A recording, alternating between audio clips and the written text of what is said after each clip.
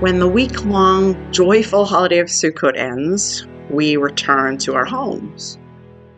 Let's stop right there. I mean, literally, there's another holiday, one that is connected to Sukkot, but a separate holiday in its own right. And that's what makes Szmini Aceret, literally the 8th day of assembly or the 8th of stopping, a little bit confusing for us. It's definitely not Sukkot. The Torah is very clear that Sukkot is a 7-day holiday. But at the same time, the Bible only mentions Szmini Aceret in connection to Sukkot. So it's separate, but it's obviously connected, which of course gives rise to a ton of discussion about how to celebrate it and what it all means. One of my favorite interpretations of this connection comes from the Talmud, based on the very noticeable differences that the Torah calls for in terms of sacrifices, the sacrifices to be brought on Sukkot, and the sacrifices to be brought on Szmini Aceret.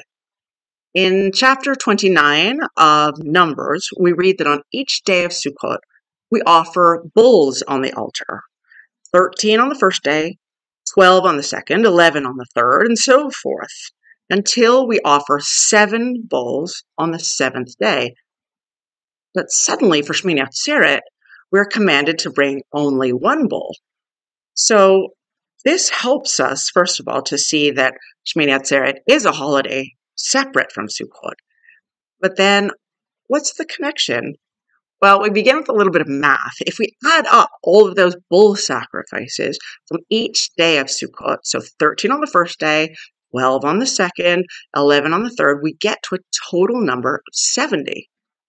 In the Gemara, Rabbi Elazar explains that the 70 bulls offered over Sukkot correspond to the 70 nations of the world, with 1 bull offered on behalf of each nation.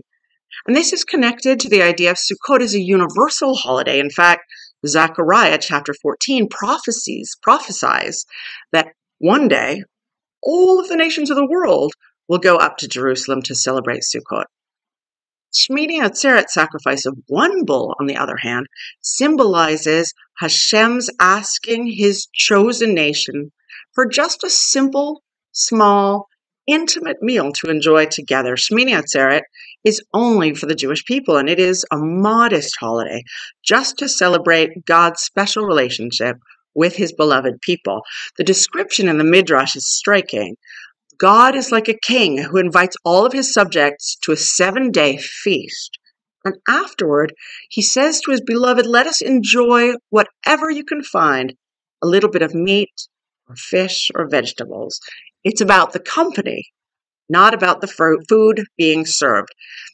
Now, it's not quite clear when it began, but this modest little holiday also developed an additional celebration quite late, that of celebrating the weekly Torah reading cycle at the end of Deuteronomy, and the starting again with the beginning of Genesis.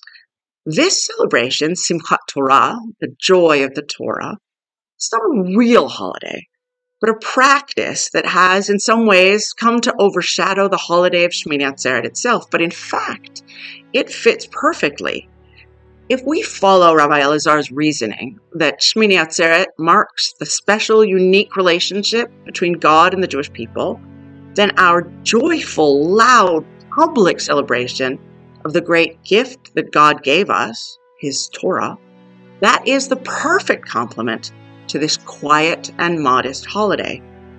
We must learn to be modest and quiet in the fact of our election, and joyful in public in celebrating its gifts.